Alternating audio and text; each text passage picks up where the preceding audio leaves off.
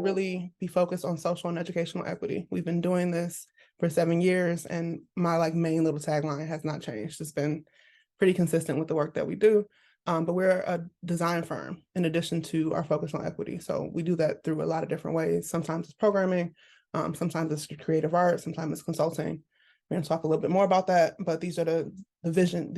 This is the vision of what we do. So we provide service, consulting, research, and design to individuals, educators, students, and community groups and institutions sometimes through collaboration and conversation. So I try to make sure everything I do is as organic as possible, but also flexible to meet whatever our stakeholder needs might be.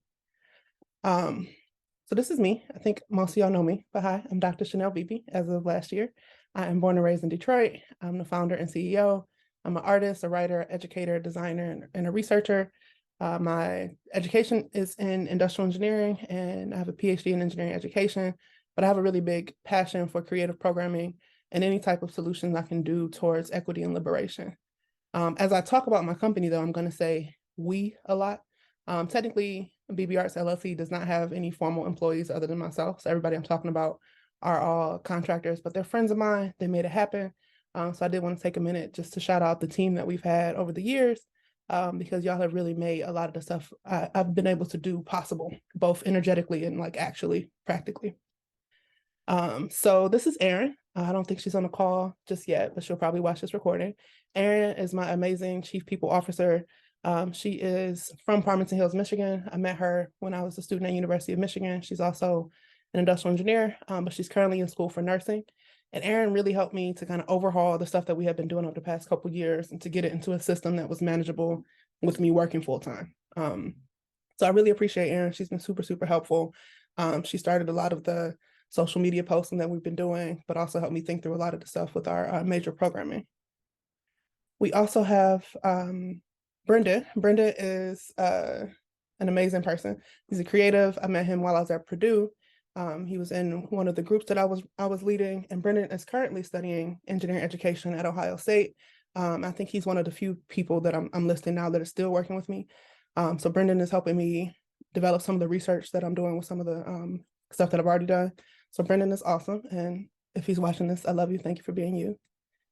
And then there's the amazing Dean, who is on this call. Dean is a friend of mine that I met in my first contract working with Kalisha. And Dean, we just kind of hit it off. And Dean has been super helpful and really just helping me think through stuff. So Dean is the person I call when I have like dilemmas or I need to figure out which thing to do or I'm having client issues. And Dean is also just super amazing, super grounded and very creative. He helps with a lot of our video stuff. And just overall, I don't know where we'd be without Dean. So those are the people who currently or very recently have been working with Beebe Arts. But my very first intern was actually this girl by the name of Alexa Bellegrin. She was a freshman when I met her at Purdue. And she actually helped me design our first website.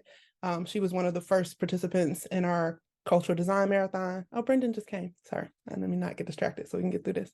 But Alexa has been super, super amazing. And was really helpful in taking my ideas from this is what I think to this is what we can actually do. Alexa, I think, just finished a master's program at Ohio State, I think, maybe Indiana, one of the red schools. But Alexa's awesome, and I wanted to shout her out because she's been really helpful. And then there's Erin, or AJ, who's also on this call. AJ I met while I was at Purdue, and AJ is really just like one of my best spiritual friends. He was really helpful initially in helping me to make plans and proposals for things.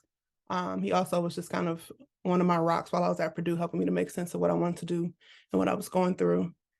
And I could say the same for Maya. Both Maya and AJ were in my poetry group while I was at Purdue, and they also were interns at Beebe Arts. Maya helped a lot with the initial stuff we were doing with the Cultural Design Marathon, which used to be called the Cultural Hackathon. And Maya and AJ are both amazing people who are on the call, off living their best lives. So shout out to y'all too. Also Dean and Brendan who just joined. I appreciate y'all so much. Like y'all have no idea how much your belief in me, your consistency, your showing up, your edits, all of those things have really meant so much. So I did want to kind of talk about my journey to starting a company and doing what I'm doing now. I actually come from like 4 generations of entrepreneurs, so it's always kind of in me. The first business I started, though, was actually in high school. So I went to Renaissance High School And while I was there, I founded and opened something called the Phoenix Nest, which was essentially just a store where people could buy snacks and paraphernalia, but it didn't really exist before we got there. So we did like the whole finding proposals, finding funding, buying POS systems. And I had an amazing entrepreneurship teacher there by the name of Miss Linnell Lassenby, who I'm still in touch with now. Oh my God, I forgot to invite her. I'll send her a text after this. But that experience was super foundational for me because it got me into thinking about what it means to go into business and what it means to actually provide services for people. While I was in high school, I was always involved in engineering programs. So I knew I was going to be an engineer, but I also knew I wanted to be involved in business. And that's actually why I chose to study industrial engineering after I graduated high school. I went to Michigan for industrial engineering and graduated in 2014. And that experience was really transformational. I think there are a lot of expectations I had about what it meant to be an adult. And I kind of realized that, you know, with just my undergrad degree, without a business, I was going to be continually working for somebody else's bottom line. And I really wanted to affect change in the community I was in. Also wanted to affect change in how engineers live their lives and how education was taught. So I actually started a grad program right after I graduated in Durham, North Carolina. I went to Duke for a couple months for a master's in engineering management. I ended up having some scholarship issues where they wouldn't pay for the degree I was down there for. I changed over to a master's in environmental engineering, which was great. But as I was in that, I realized what was required of like graduate level thinking. And I was like, okay, I can't just do this for something I just decided to do. I knew I wanted to go into engineering education because I had all these educational ideas.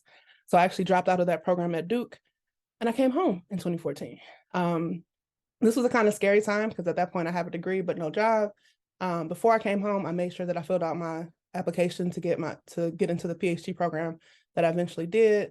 But while I was at home, I was able to do a lot of stuff I never had time to do while I was in high school or in undergrad. So when I came home, I started performing poetry. I started writing poetry. I started doing art shows. And I think that year was super, super transformational to the stuff I was able to do. My best friend bought me ChanelBeebe.com and I started to kind of organize the stuff I was doing. I curated my first art show in 2015 with a few local artists, and I also was still having ideas for stuff I wanted to do in the community. So as I was transitioning into grad school, was coming from, living in Detroit for about 9 months, having all these great experiences with my creative community, having all these ideas for what I wanted to do in the world, but I really didn't know how to do it and how to explain it. And often I found myself having a hard time introducing myself, right? Because I'm an engineer, artist, poet who does stuff in the community. And slowly I was like, it'd be easier to describe myself if I was a company, right? People let companies do a bunch of things, but just as one person, it's a little bit harder. So in 2016, I actually started thinking about what I would brand myself as. So this is one of my first iterations of our logo. And at this point, I actually was really like, okay, I'm going to start this company at some point. The reason why I celebrate our anniversary of being in 2016 is because 2016 was the first time that I was really working on these things and really engaging these things. Prior to that, I had started my grad program at Purdue. I was doing a lot of what I thought was really cool work, learning how to make engineering education more interesting, thinking about what it means to be an engineer. This is actually a picture of like the first research project I did where I came up with this idea to make an engineer, and every body part has a different thing that they're passionate about. And the major point was to say that every engineer can change the world in whatever way they want to if they put their passions together correctly. So I felt that I was living that, but also campus life was not exactly what I was expecting. So while I was on campus, I got involved with a lot of the protests that were happening. And this is actually where I got to know a lot of the undergraduates. I got to actually like find community. And that allowed me to really breathe and be able to make sure the work that I was doing was actually impacting the world and actually impacting the communities that I really cared about. Purdue was an interesting space. I went to Michigan for undergrad. It was its own version of liberal, but Purdue was very conservative, and I really needed community while I was down there. Luckily, I found the Black Cultural Center, which, like I said, is where I met AJ and Maya. But more importantly, I think, or maybe more transitionally, I met Kahari B, who's this guy here. And Kahari B was a poetry leader. But while we were at the BCC, we had this group that was called Haraka Writers. That was a poetry group, which was amazing because I was already performing poetry.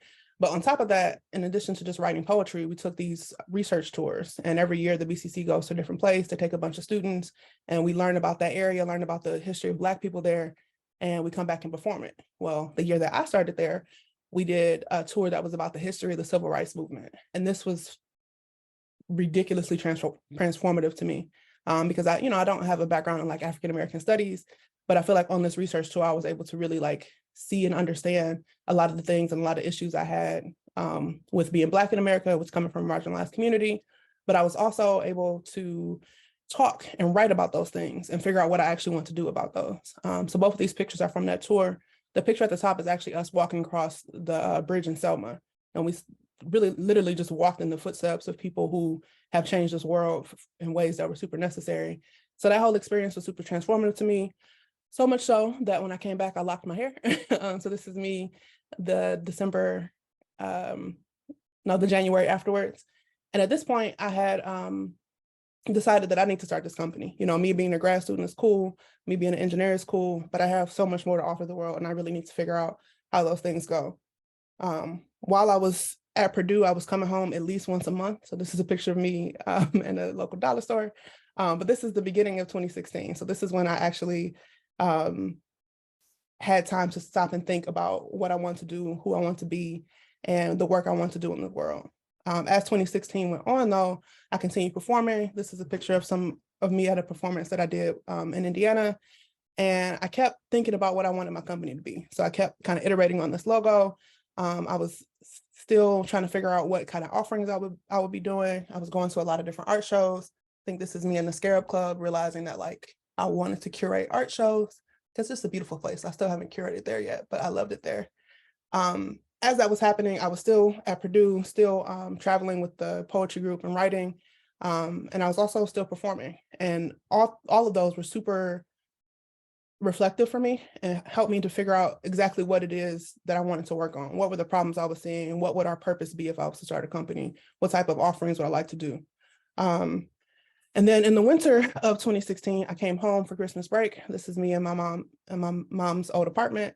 And usually on Christmas break, I have this habit of like making something new. So I'll either write a book or I would, start a whole new idea. And this Christmas, I was like, you know what, I need to figure this out. I need to settle down. I need to figure out what I want to do. So in 2016, December, I actually filed for our LLC. So in my head, technically our anniversary is in December, but really I use the date of March 28th because that's when we got our EIN number, and my accountants on the line know that that's when I actually could start doing stuff as a company. So our anniversary date is really a mix of the year that I started thinking about stuff and the date that I was actually like legally able to tax my income associated with this. And it was a really quick journey after that. Like I said, this happened in March 2017.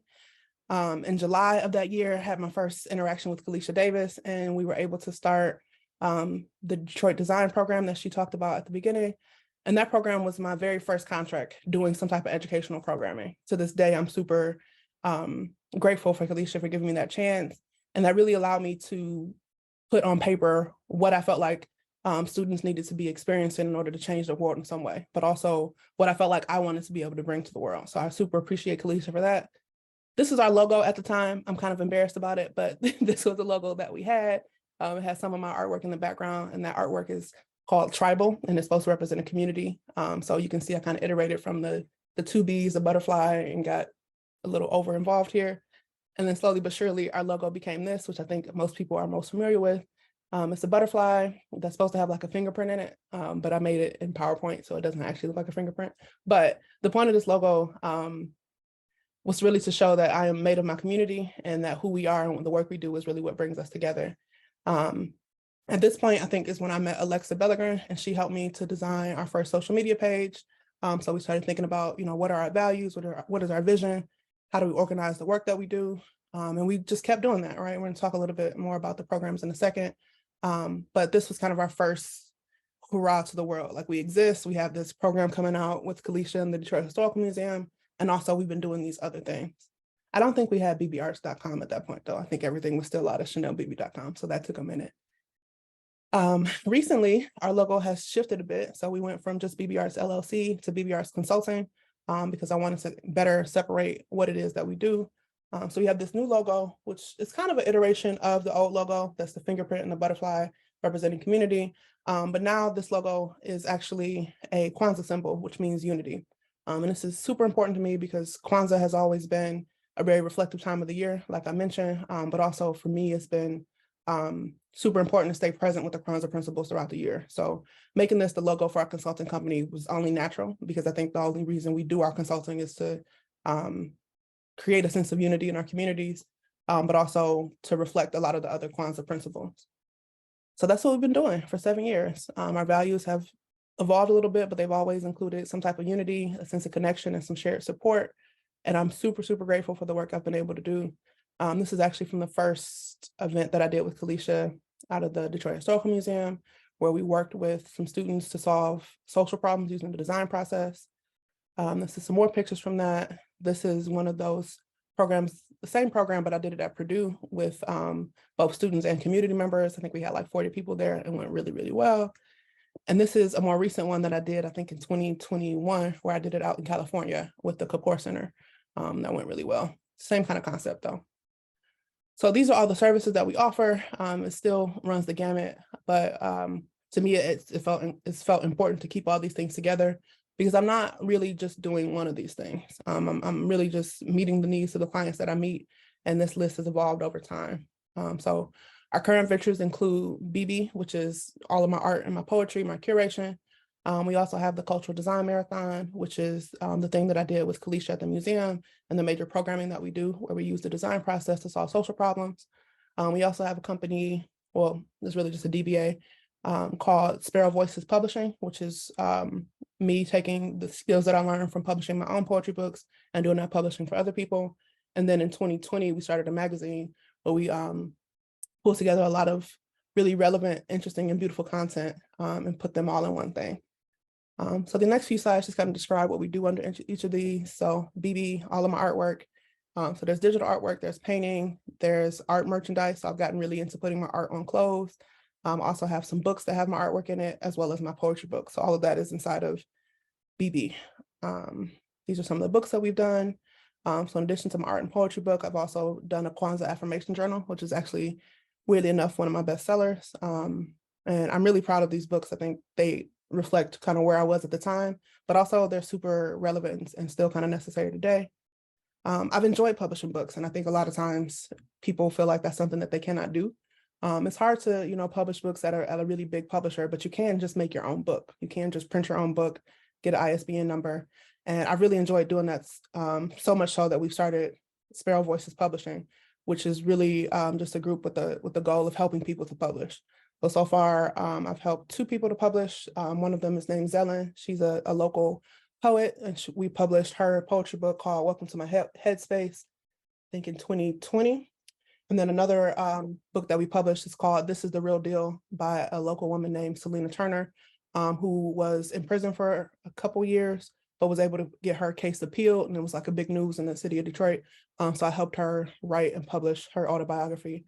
And then we also published stuff related to our work. So the Cultural Design Marathon has a book associated with it where you can understand how it works and what we do. This is just a slide that recaps what the Cultural Design Marathon is. This is one of my favorite things that I do. Essentially, it's a design sprint where participants use the design process to identify and solve problems that matter to them. It really depends on the organization, whoever wants it, but I've been able to do this, I want to say, I think like 30 times now with over 400 people. Sometimes they're college students, sometimes they're community members. Sometimes the program is a day long, sometimes it's a semester long. It's one of my favorite things to do. If you want to learn more about that, you can go to the website that Aaron and Dean and Brenda helped me create. And we do a lot of different things with this. And this is one of my really big goals moving forward, is to make sure that I'm able to do at least 2 of these a year, because these are super gratifying for me.